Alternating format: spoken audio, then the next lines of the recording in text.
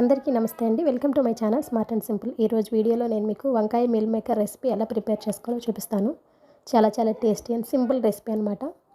ఇందులో నేను వచ్చేసి ధనియాలు, జీలకర్ర, వెల్లుల్లి వీటిని కొంచెం అటు ఇటు రోస్ట్ చేసుకున్నాను. తర్వాత దాల్చిన చెక్క, లవంగం, కొద్దిగా కొబ్బరి ఒక 4-5 ముక్కల వరకు వేసుకున్నాను.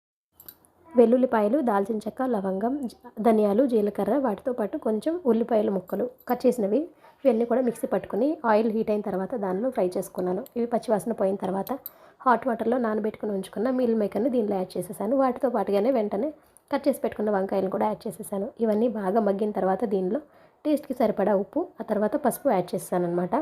ఇవి మగ్గిన తర్వాత వంకాయ ముక్కలన్నీ బాగా మెత్తగా మగ్గిపోనివ్వాలి. ఆ తర్వాత కారం యాడ్ చేయండి స్పైసీనెస్కి తగ్గట్టు. కారం పచ్చివాసన పోగానే దీనిలో వాటర్ యాడ్ చేసుకోండి. సరిపడా వాటర్ యాడ్ చేసుకుని బాగా దగ్గరగా ఉడకనిచ్చుకుని స్టవ్ ఆఫ్ చేసి కర్రీ మొత్తం అయిపోయిన తర్వాత కొత్తిమీర, కరివేపాకుతో గార్నిష్ చేసుకోవచ్చండి. సో ఫైనల్గా అయితే ఇది వేడి అన్నంలోకి చాలా టేస్టీగా ఉంది. కర్రీ అయితే మీరు తప్పకుండా ట్రై చేయండి.